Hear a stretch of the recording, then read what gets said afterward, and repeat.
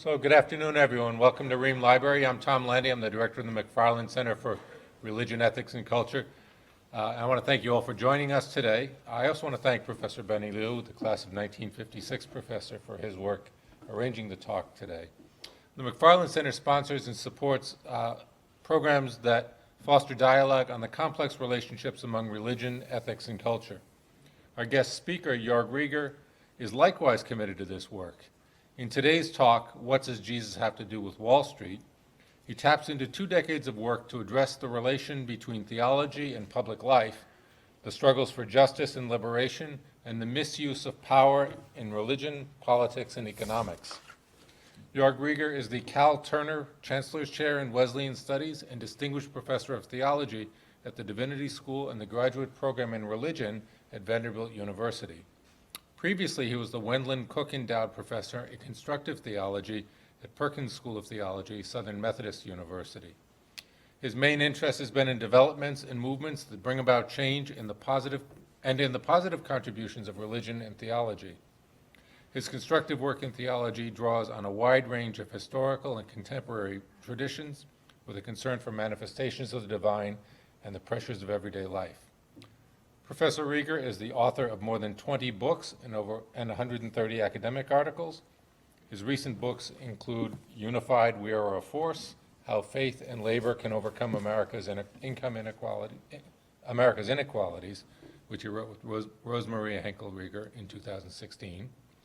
Faith on the Road, A Short Theology of Travel and Justice in 2015, and Occupy Religion, Theology of the Multitude, with Kwak Kwilan in 2012. Professor Rieger is editor of the academic book series New Approaches to Religion and Power with Palgrave Macmillan Publishers, and together with Professor Kwak Kwilan, he edits the academic book series Religion in the Modern World for Rowman and Littlefield Publishing. He has lectured throughout the United States and internationally from Argentina to Zimbabwe. So please join me in welcoming Joerg Rieger.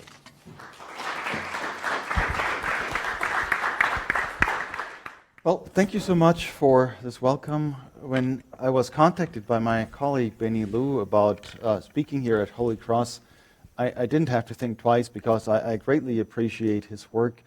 And I've known of your school and of your faculty for a long time, knowing some people that are no longer here, retired, but I still have many memories and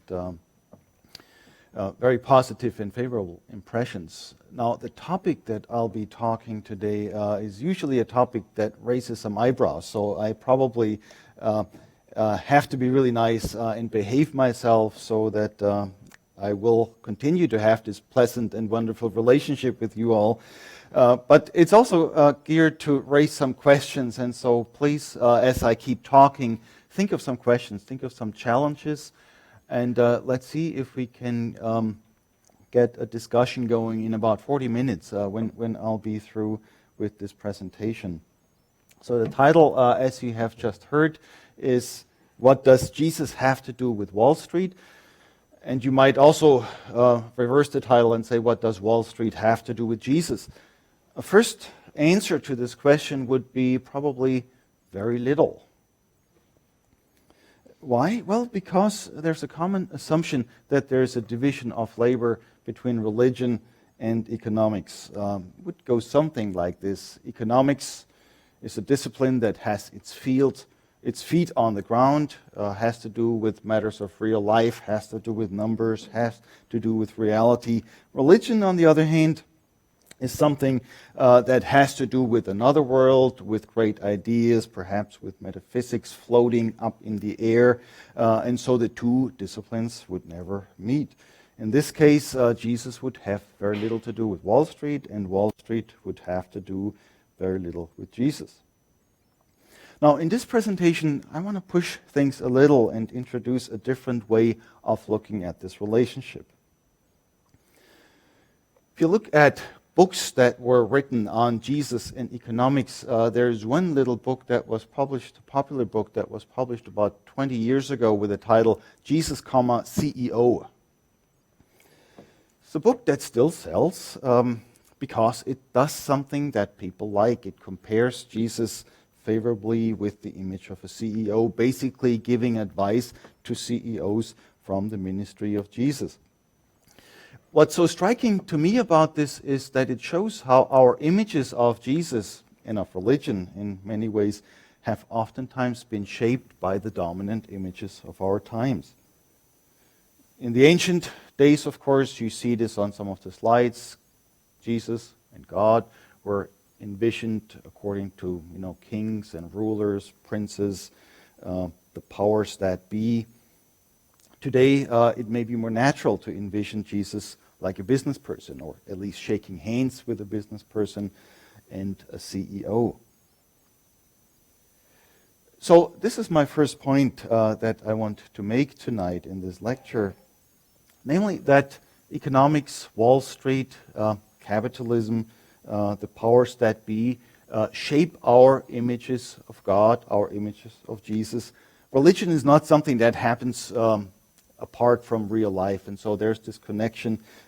It's just that we don't always see it. So when Christians join to confess an ancient creed, ancient confession, and might say that Jesus is Lord, the real question is, what does it mean? What kind of a Lord are we envisioning? What kind of a power are we envisioning? So here, economics might actually shape some of these ideas, might shape our ideas of how power flows, what it means, how power actually is executed in our world. Religion, in that sense, is tied to real events, while we oftentimes don't know it. And more importantly, the dominant perspective often wants to make it look like there is no alternative. This is the way it is. This is the only option that you'll ever need. And so we have this strange situation that today I find many people in my travels that find it easier to believe that the world will blow up at the end, Armageddon or something great battle at the end where the planet will go up in flames. They find it easier to believe that than that capitalism will ever end. I mean, test yourself. What's easier to believe, that the world will blow up or that capitalism will ever end? The much discussed gospel of prosperity fits right in here. It's sort of, a gospel that is shaped by the promise of fabulous wealth. And it goes all the way to the core. It's not only a matter of believing in the power of money, but it also shapes our images of God. It also shapes our belief in ways that we're not always aware.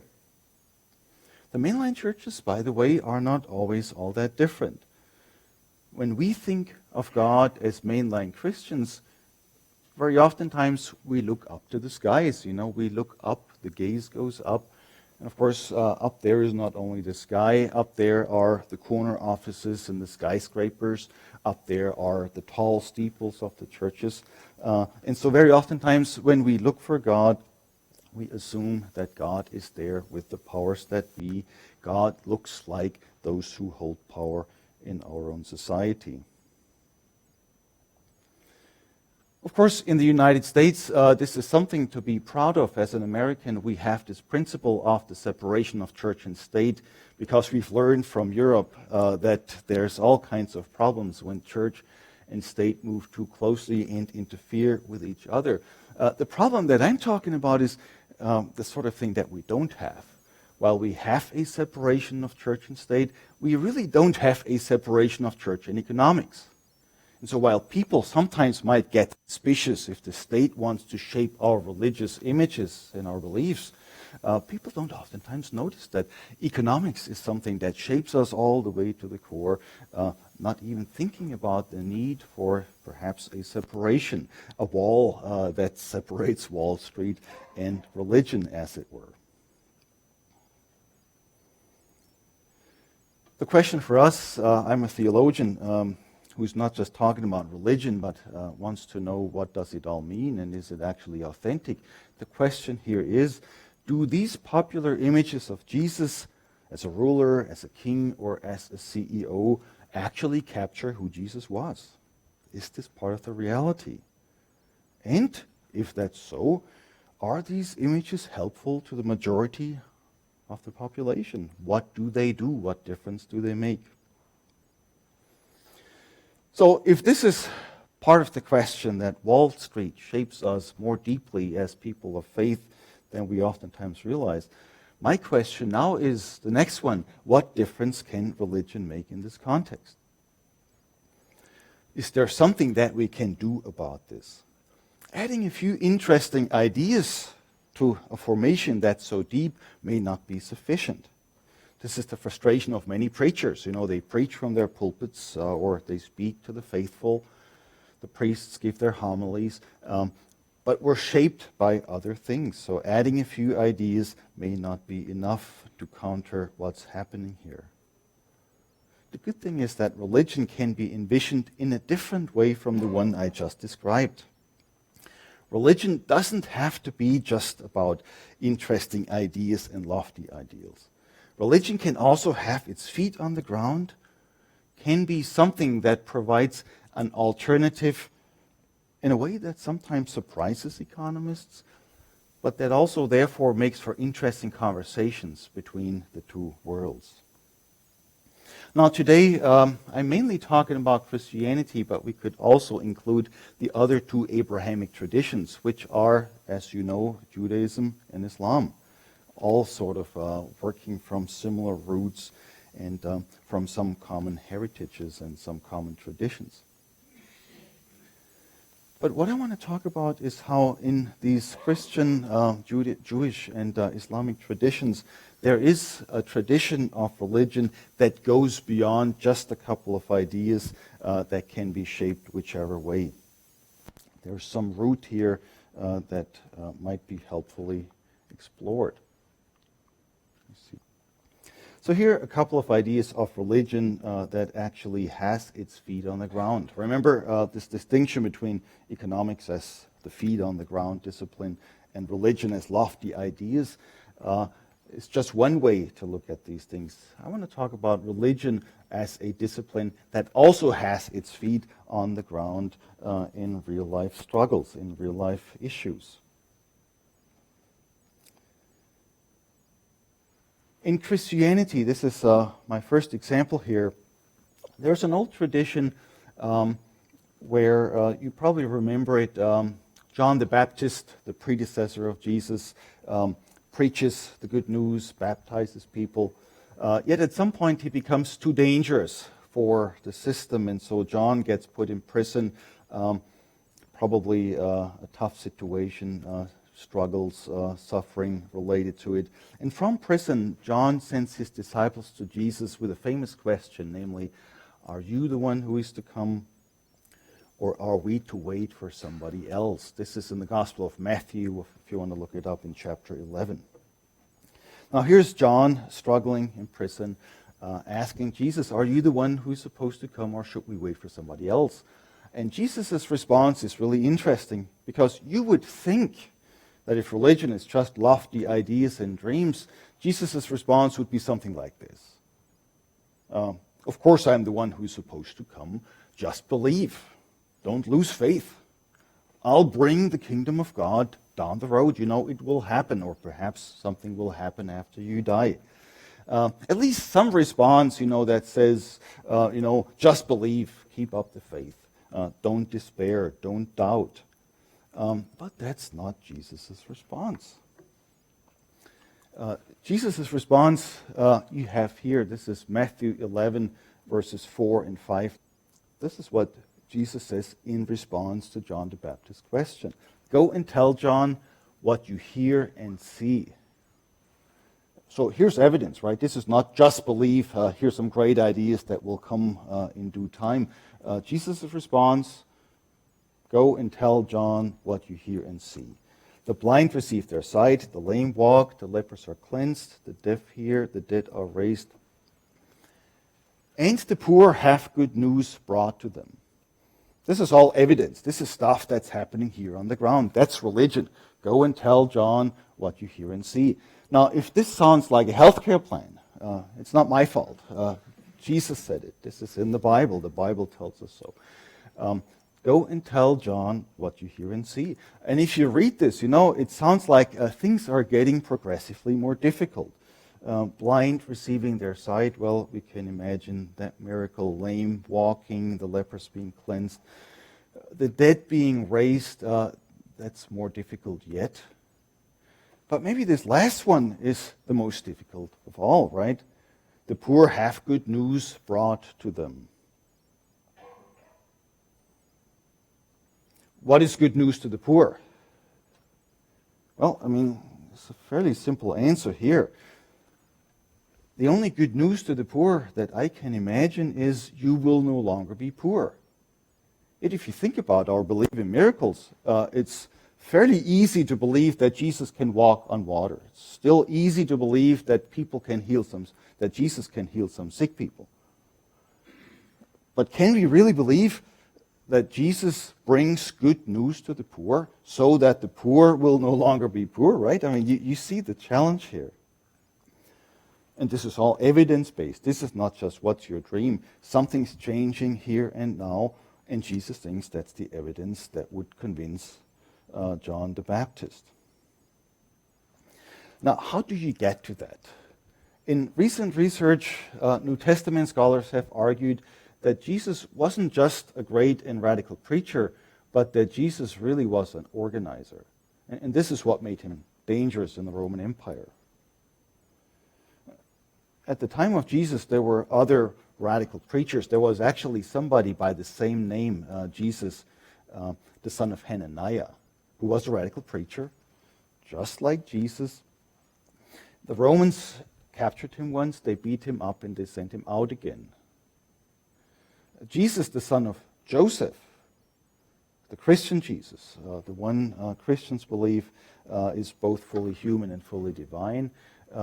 He's the one, of course, that was captured by the Romans, tortured and killed.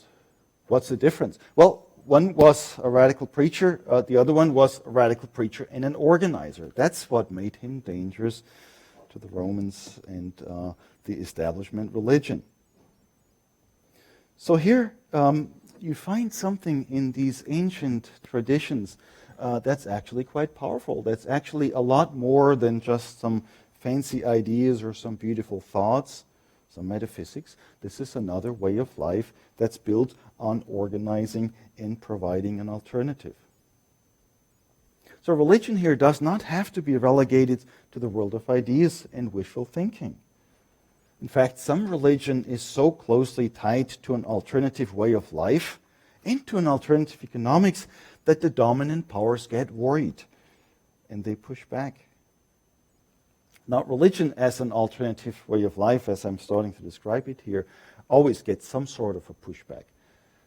I often tell my students, people who are preparing for the ministry or who are preparing to teach religion in colleges and universities, I often tell them, if you don't ever get any pushback as a person of faith, as a person proclaiming the faith in some ways, perhaps your religion is not all it could be. So here, religion as this real-life embodied thing that we're talking about quite naturally encounters some pushback, and we'll have to keep that in the back of our minds. So here, I've tried to portray an alternative way of looking at religion that's based in what you hear and see, something happening on the ground, something we have to take notice of. Let me come back to economics for a moment, because there's a conversation now among economists, not just among religionists, but among economists, that there is a sort of economics that is less than grounded in real life. There's a sort of economics that actually functions like we thought religion functioned, that holds some great ideas before people, that holds some strong beliefs before people, that may actually have no root in reality. There's an economist at the University of Maryland by the name of Robert Nelson who wrote a book by the title Economics as Religion. And Nelson argues that today, and this is a couple of years in the past, but I think it still applies, today top economists oftentimes function more in the way that we thought priests and religious figures would function. Namely, they're the ones charged with holding big ideas before the people, not crunching numbers, not analyzing actual economic data, simply preaching big ideas, to keep people, towing the line, as it were. In other words, the task of some of these top economists, Nelson says, is to maintain some sort of a faith, is to somehow keep the faithful flock together, believing in grand ideas that may or may not have a base in reality. Nelson is an economist, and he talks about this simply as a development that he observes. As a theologian, however, I myself need to express some concern about this. Because my question is, what is the relationship of big ideas to reality? Or more specifically, what happens to faith when it becomes blind? And it seems to me that in economics, maybe more so than in religion sometimes, blind faith these days has become a genuine problem.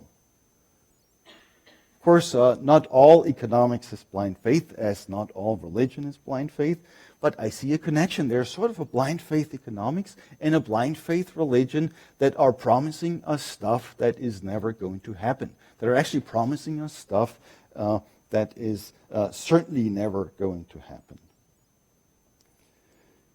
And sometimes these two reinforce each other. People who are raised with a blind faith in religion are more likely to accept economics as blind faith, and vice versa. So here, one of my concerns is that as a nation, blind faith today has become one of our key problems. It's not a matter of whether it's economics or religion. You find it in both sides. I'll give you a few examples of what I'm talking about, just to give you a little bit of evidence of what this looks like. In the 1960s, President John Kennedy, at the inauguration of a dam in Arkansas, coined the phrase that you've all heard, a rising tide will lift all boats. A rising tide will lift all boats. That's not just a nice metaphor. This is really one of the principles that keep us going right now. This is behind, some of our policy decisions. This is behind the idea that we have to get tax cuts to the wealthy because a rising tide will lift all boats. This is behind some of our economic policies, and this is behind our belief in progress, that if the top is doing better, everybody is doing better.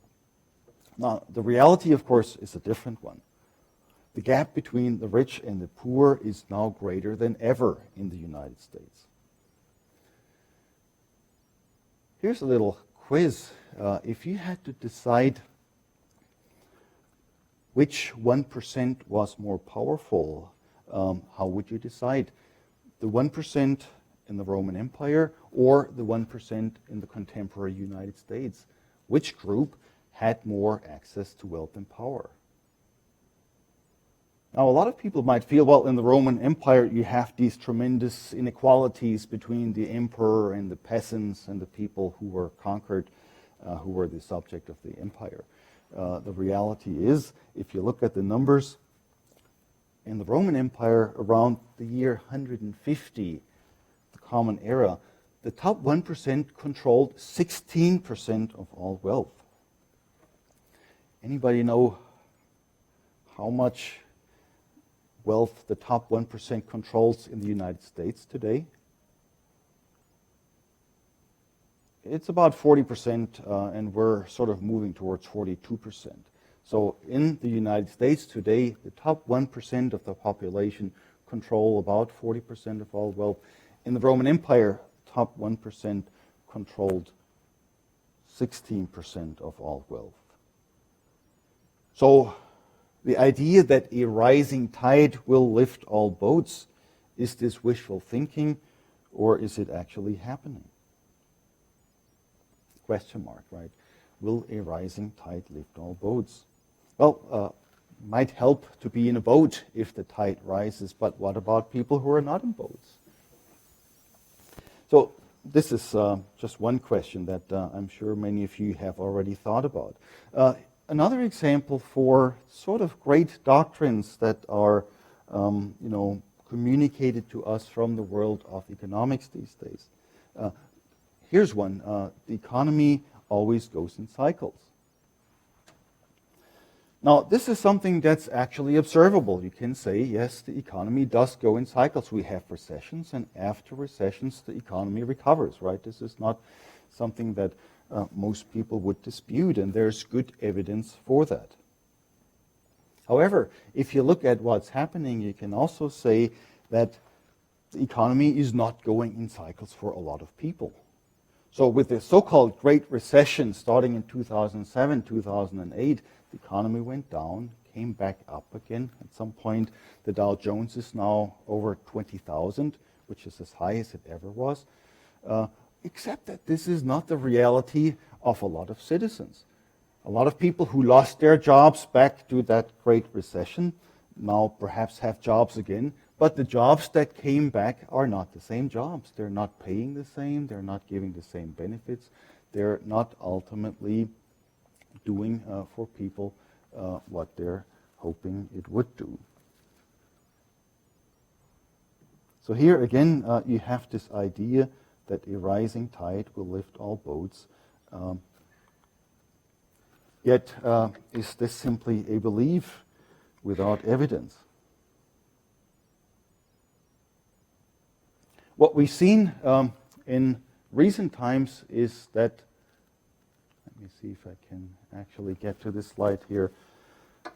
The economies of most Americans are not going in cycles. More and more people are not winning. More and more people are on the losing end in this society. So what do we do when economics becomes a bad kind of religion? That's my next question. Like the gospel of prosperity, blind faith always helps a few, but it never helps the majority. It might help a few people make their way to the top, but it will not help the country. It will not help those who are actually in dire straits. So if blind faith is not helping, my question now is, where do we turn? What are we taking as our guide? Well, the first suggestion I would have is to take a look at what's actually happening in the life of real people. What's actually going on in the lives of people that we may or may not be aware of. At one point, I talk about this as the logic of downturn. This is something that's important not only for people who are struggling, but for all of us. Understanding what's happening all around us, understanding what's happening in economics, and what might be happening in religion as well. Blind faith is not helping us in these situations. It's not going to get us out of it. So here, what does Jesus have to do with Wall Street? What is the alternative? Go and tell John what you hear and see. Pay attention to where things are actually changing. This is now where I want to spend the last 10 or so minutes of my presentation. Maybe I have 15. Because here is where the good news develops. The good news is not something that drops from the sky, that comes to us as a big idea or a hope that cannot be verified. The good news actually comes from a very different direction. The good news, I would argue, comes from the bottom up. This is not so different than the good news that came from the bottom up in the Jesus movement. The blind receive their sight, the lame walk, the lepers are cleansed, the deaf hear, the dead are raised, and the poor have good news brought to them. If you look at the history in the United States, we have a lot of evidence that the dominant system is always being transformed. Not through big ideas, but very oftentimes through liberation movements. This is perhaps why people are so apprehensive, because we have a long track record of things changing. If you look at the slides here, you can identify some of them. Transformation in the United States very often came not from the top down, not from the great ideas, not from the great economic ideas and oftentimes not from great abstract religious ideas either, but they came through practiced religion. They came through people living their faith through the abolition of slavery, through suffragism, through the civil rights movement, through the labor movement, all the way to more recent movements like the Occupy Wall Street movement, the Black Lives Matter movement, and other kinds of movements that have shown that history can be changed. I'm going to spend a little time talking about an idea that came up with the Occupy Wall Street movement. That was a time when we started to talk about the difference between the 1% and the 99%. This wasn't an exact formula as if there's exactly 1% here and 99% there. The point was simply that there are 99% of us who may not be benefiting from the system as it is. There are 99% of us who may not be benefiting from the great ideas as they have been presented to us. So when you look at these 99%, all of a sudden you realize that there's a lot of us who may not be benefiting from the situation as it is going on at the moment. And this includes people who are traditionally considering themselves to be middle class. Because those of us in the middle are not safely in the middle. We are experiencing a lot of these pressures, whether it has to be jobs, whether it has to be healthcare, whether it has to be relationships, whether it has to be our parents, whether it has to be our communities, whether it has to be our children. All these things are happening all around us. And in this mix now comes racism as something that convinces white people that perhaps they still are on the side of winning this history. The reality, of course, is that the 99% are still not the ones who are winning. White working people have more in common with black working people, Latin workers, women, Asian American workers, and so on. So here, there's a new conversation going on about movements and the way history is changing. The good news here is that religion is part of it. This is not something that's simply a political movement, but people of faith have participated and are participating in these movements in new ways that not only throw new light on these movements, but that also throw new light on our faith.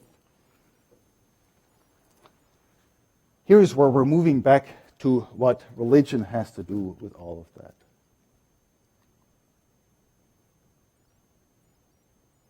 There should be one more slide, but I guess that somehow got lost.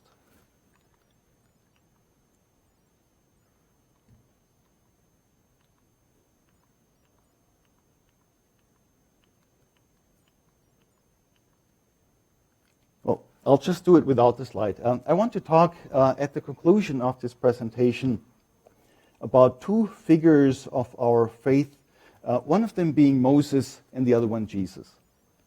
And I want to talk about them not in terms of a religion that proclaims blind faith, but a religion that embodies solidarity, a religion that actually happens on the ground and that changes history.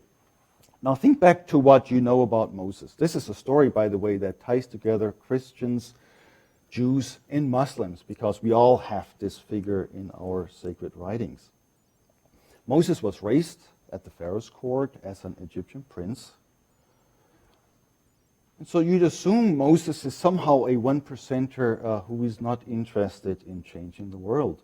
But things change in Moses' story when he sees the Hebrew slaves being mistreated. There's a moment when Moses realizes what's going on. And in the old story, Moses overreacts at that point. There are some things in that story that we would not want to endorse. Moses kills one of the persons enslaving the Hebrews, and he has to move into exile. So this is not part of the happy story here. But once Moses eventually joins the 99% having to work for a living, eventually it goes to the story of the burning bush that you all know. Now there's a miracle happening with this burning bush. That's not merely the old story of the bush not being consumed, burning, but not being consumed by fire. The miracle here is that God speaks to Moses out of the burning bush in a way that helps us understand that God now moves into solidarity with these Hebrew slaves. God tells Moses about observing the misery of the people and hearing their cry. And God talks about something having to be done. So when you think about solidarity here, when you think about religion as changing the world, you can see how there is a solidarity with those people who are enslaved, people who need to be liberated, and who eventually are liberated. Here, God joins in a religion that is quite powerful and that makes a difference. You find the same dynamics in the Jesus movement. As you all know, Jesus grew up as a working person. A day laborer in construction really is what he was, who would have experienced not only hard labor, but also unemployment, member of the 99%, staying in deep solidarity with the people his whole life. Now, this is not to say that we have to exclude the 1%. In fact, the whole gospel, the whole stories are all about wooing the 1% to join the 99% in making a difference, joining the 99% in changing the world, so that 1% here can be part of it if it is willing to take sides. The deep solidarity that I'm describing here as that which makes a difference. What difference does Jesus make to Wall Street? Deep solidarity produced through organizing, through living your faith on the ground, is something that goes indeed very deep, because it brings together people who are not always clear that they have a common interest. And it brings us back to the core of our faith. This is perhaps the strangest thing I have to point out as a theologian. Deep solidarity in this context reminds us that God's self is found in these relationships. God's self is found among the poor. God's self chooses to be part of this struggle. The Hebrew slaves of the Exodus are not doing this alone by themselves. The widows, the orphans, and the strangers are the ones who are joined by God in their struggles. And they're not only recipients of charity, but God is transforming the world through them. So Christians, in the end, believing that God is at work in Jesus Christ, who is organizing the people to transform the world so that all can live, so that the poor have good news brought to them, is something that we might take as well as seriously as we can, something that we can pay attention to, something that we have to reclaim in various ways as people of faith, and something that's worth a conversation for sure, not only in the academy, but it seems to me also in the world and in the world of economics. So here is where religionists, economics, people of faith, and perhaps ultimately also politicians might begin a new conversation that could surprise us in terms of the difference that it can make. Don't forget, this is part of our history. This is not some wishful thinking about the future. This is something that has happened for centuries in the United States and elsewhere, and who knows, is something that might happen again. Thank you.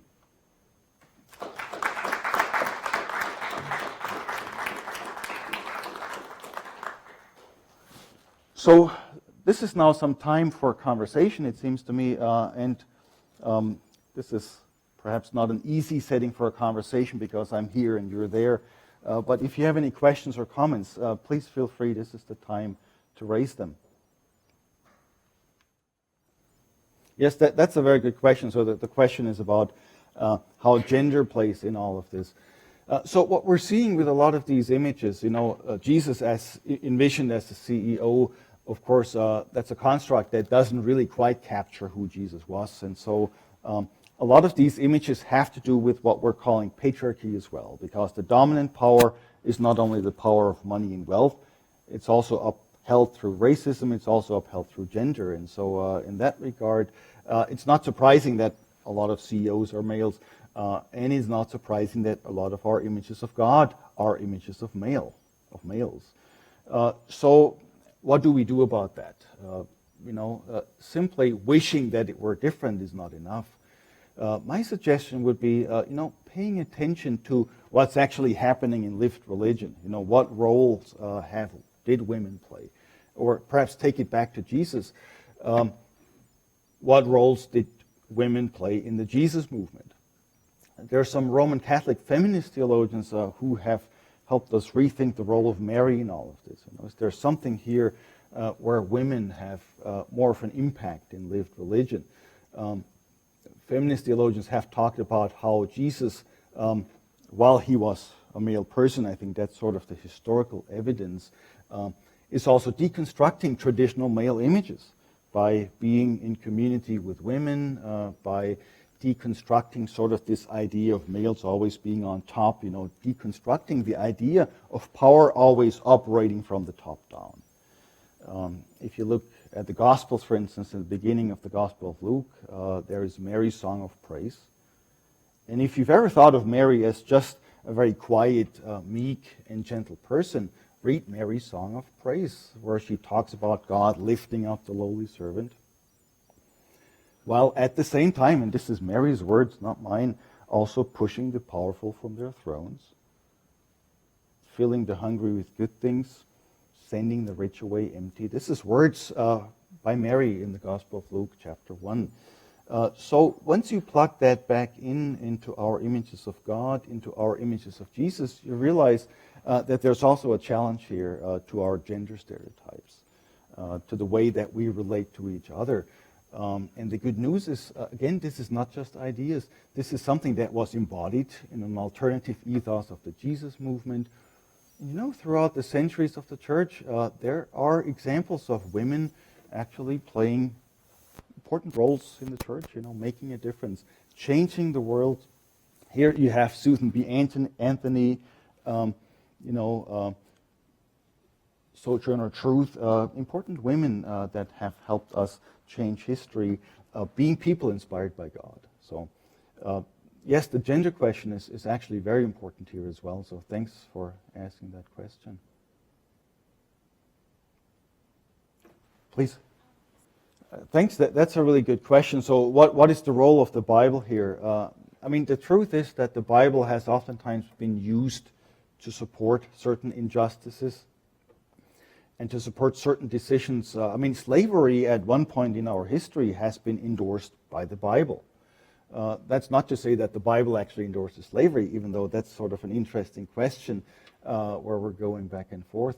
But the point is, that the Bible has played all kinds of roles. This is true for religion in general. Religion has played liberative roles. Religion has played oppressive roles. So that's something to keep in the back of your mind. There's an old saying, this is usually addressed to fundamentalists, people who want to take the Bible very seriously. The old saying goes, if you want to hit somebody over the head with the Bible, you have to keep it closed. Right? You want to hit somebody over the head with the Bible, you have to keep it closed. You don't read it. You don't really go through it. If you open it, you would realize that in the Bible, there are between 2,000 and 3,000 passages that talk about poverty and justice.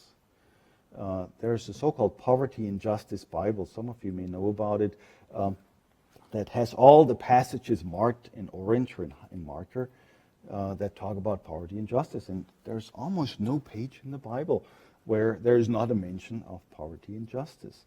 So in that regard, if you really wanted to take the Bible seriously, if a president were sworn in on the Bible and then would say, I want to take the Bible seriously, there would be a lot of material that would really lead us to a very different way of life. Not because they are great ideas simply, but because these are records of people who have lived different ways of life for thousands of years. So the Bible here could be extremely powerful, and it's an extremely helpful book, I think, in what we're talking about. The Bible could make an enormous difference. You don't have to apply it directly, but you could say there are other ways of life. There's justice here that's proclaimed. There's a way of restoring justice to people who have been violated. That's extremely powerful. And so, while I'm not arguing that we could simply use the Bible and then do economics from it, I'm saying when we take that more seriously, we might be surprised how relevant it is and how challenging it is. So those of us who care about these traditions have no reason at all to be complacent about it. In fact, we might have to go back to the drawing board and see what's really happening here. This is why it's so important that we're still reading and rereading these ancient traditions. So, thanks.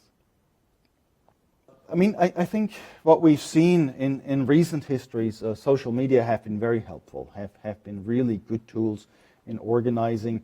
If you take it back to Occupy religion, or Occupy Wall Street movement, if you take it back, say, also to the Arab Spring, the whole, Middle East there has oftentimes been a conversation about how important social media have been in organizing all of that.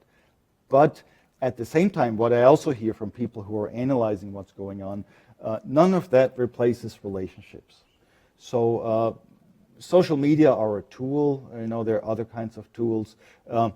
Writing books still is a tool, even though that gets a little outdated nowadays. Oftentimes, having written 20 of them, I sometimes am not so sure how effective it is. So I want to take it back to actual relationships on the ground, where people are working together for the common good, are doing something that actually makes a difference. And that's how you then start building it back up, how you then not only organize, but how you also live your religion. Of course, everybody knows that you cannot live your religion in private by yourself as an individual. So this is why we're talking about the church. But this is, I think, also why we have to rethink movements as something where you have to work together through personal relationships. By the way, a little footnote here, this is also important for interreligious dialogue. I believe that interreligious dialogue happens best where people are actually engaged in particular struggles on the ground. And that happens with small things, that happens with very specific issues that are happening here in Worcester perhaps, or in the Boston area, and that spread out from here. So organizing, I think, the only way that I think it really can be grounded sufficiently is through personal relationships. I grew up, maybe one more comment here, I grew up in a very small town in Germany. You can hear my accent is really from somewhere else, right? So in that place, relationships was everything. Everybody knew everybody, and my dad was probably the most connected person in the little town. I left that town thinking, well, now I'm in a world where I don't have to worry about relationships as much anymore. I can be myself. I don't have to look at all these networks. And I realized I've never left that world. It's all about relationships at any level. I mean, even in the academy, it's about relationships between people writing these books, talking ideas, developing their thoughts. In politics, you see this with the current administration. It's all about relationships. Of course, the question is then what quality of relationships? And that's the next thing. Are we really in relationship with those who are suffering, who are struggling, who are working towards a better world? Or are we just in relationships with people ourselves? So that's the next thing in organizing. How do we build relationships that are not as self-centered as a lot of our relationships tend to be, especially for the church? So, thanks. I saw somebody over there. Yes, please.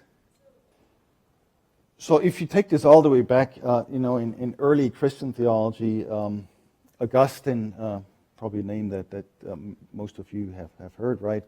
Talked about sin as pride.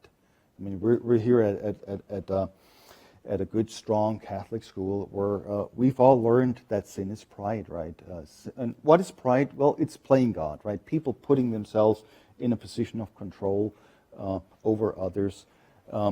And so one could argue that the 1%, of course, could do a lot of good by doing things for others, by creating jobs for others, by cleaning up the environment, or by actually taking care of things and of the poor, and of people in need. that certainly would be a better approach than not to care about the environment, than not to create jobs, than sort of to push people out of jobs and to push benefits and wages down. So in that sense, you could say, well, a certain kind of pride might be better than another sort of pride.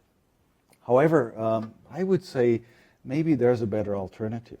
Maybe if we don't put all our eggs in the basket of the 1%, and actually think about not only how do we distribute wealth, but how do we account for productivity? How do we value people's creativity? How do we value the contributions that people make to society?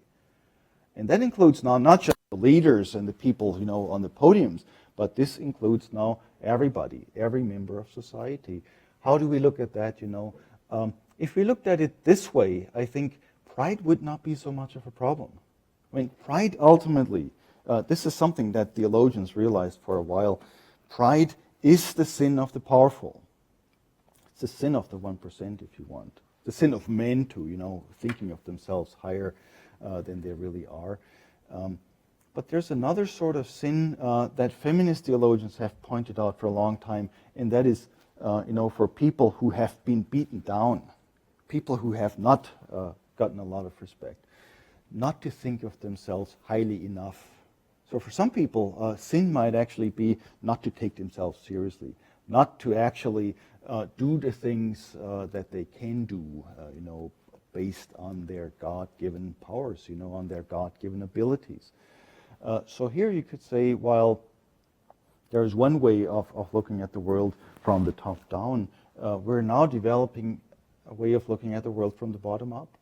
What is it that all of us can contribute? I mean, this is a question for you who are here tonight. What is it that you can contribute in such a way that it contributes to everybody without assuming control that is from the top down, from the few to the many? So, thanks. I saw two hands, first here in the front and then all the way in the back. Please. I'm not quite sure about the separation from the church, but maybe the first comment here, I think that bottom-up movements are already reconstructing a lot of what's happening around us. I'll give you one example, and maybe this is also the question back to the CEOs. If you think about a corporation perhaps as something that has a CEO and then sort of a hierarchical structure like a pyramid, there are now other corporations going on that are cooperatives, where workers share part of the organization, where workers actually own part of the organization. And so it's not a pyramid, it's sort of a flat structure, where there's actually now corporations that are governed and CEO'd by workers themselves, where workers then form committees and have conversations about what to do, how to produce, and how to distribute the wealth that's produced. And there's some prominent examples. There's a big corporation in Spain, Mondragon, that you may have heard of, but there are about 15,000 of those in the United States now, oftentimes small. So this is happening. This is actually one example of how the economy is reconstructed in a more democratic way. Now, remember, when we say democracy, we oftentimes think politics, but we could also think economics, right? Why not think about economics in terms of a democracy, where workers actually have some input?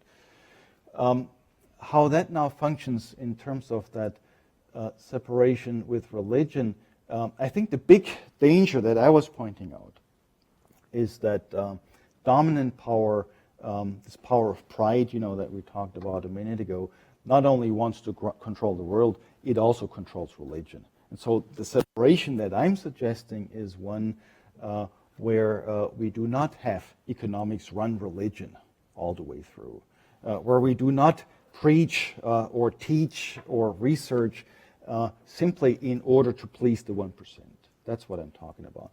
Now, if that were built on a different kind of economy, maybe that would not be as much of a danger. Maybe we'd have more of a conversation. If the economy becomes more democratic, maybe the relation of economics and religion could also be more democratic in more of a conversation. Yet still, I would always say those are not the same thing, so I'm not arguing simply to mingle it all and to shape it all in the same way. So, I saw a hand. Well, actually, somebody in the back, and then we come over here, please. So cooperatives, I already mentioned. I personally, I think this is a good solution forward because it's a more democratic, it's a more relational way of making a difference, of producing things. So I think that's already happening. It's working well. It's also shown that this creates a certain level of happiness of people who are actually doing the work. So it's not just about economic production. It's also about being happy, about being human, being in relationship, enjoying yourself, living life to the fullest. All of that, I think, is really helpful. And all of that, I think, is also under threat in the current system that's so top-down that winner takes all and everybody else basically sort of drops off the planet. What that means then, for political system, if you call it democratic socialism, that's certainly a conversation that we would have to have. I grew up in Germany when the governing party for most of the years of my life there was the Social Democrats, right? This was for many years the ruling party in Germany. And let me just list you a few things. We all had health care. Everybody went to university for free. You wouldn't have to worry about your parents' retirement. You wouldn't have to worry about your kid getting sick. You wouldn't have to worry about disabled children who will care for those. Yet this social democratic system was still embedded within capitalism. So this was not socialism the way it's oftentimes described. So they're mixed forms, and I'm not that adamant that it has to be one form or another. What I'm pushing for, though, is that we think about how in this world that we want to produce, people can really build more productive relationships where all can live. Especially, Jesus talked about the least of these a lot. What about the least of these in this world? So, yes, please. I keep relationships to all kinds of countries. I travel a lot, and so if you look at corporations in Germany, for instance, sometimes the very same corporation. So T-Mobile is an example. The cell phone company. It's really a German company that has sort of various other companies around the world. If you look at how T-Mobile treats its workers in Germany and how it treats its workers in the United States, it's almost diametrically opposed. And I know this because I've talked to workers, and workers have talked to each other from these companies. So in a world where companies are treating workers differently, they do have different reputations. So in that sense, I think this is go and tell John what you hear and see. This is evidence-based. You can actually point out what are companies doing to individuals. And the striking thing for me is that there are these differences between the same corporations in different countries. 2 years ago, I was invited by the German chemical industry. This is BASF, is one of the big German chemical corporations that you probably know, to talk about business ethics. And the chemical industry in Germany was very proud of how they organize themselves, how they take care of the least of these. In German corporations, union members are on the board of directors. That's hard for us to imagine, right? The board of trustees, the board of directors, now containing workers themselves. And so this is all stuff that they're extremely proud of. So at the end I said to them, if you're really this proud of these accomplishments, once you come across to the United States and are in conversation, why don't you talk to the unions more often? Because this is what the unions in the United States would love to see. And of course, that's very hard to do, right? That's a nice suggestion, easier said than done. Yet on the same time, your question is, can this image be repaired? There are things that can be done and things that are actually being done. Again, this is the question of economic democracy. Do people have some input? Is there some back and forth? Or is it actually happening that the rich are simply getting richer and the poor are getting poorer? I'll give you one more number. This is mind-boggling too. In the 2000s, this was around the year 2000. You can Google the numbers, the exact numbers. There was a number that came out from the United Nations that said 225 individuals own half of the world's population owns. So the poorest of the world, at that point 3 billion people, own as much as 225 individuals own. That was 2000. The new report that just came out, and I think Forbes carried that, that was 2017, now says that 8 individuals own as much as half of the world's population owns. Now this is now, I think, 3.6 billion people own as much as 8 individuals own. So there's not just a perception, I think there's a reality that has to be addressed.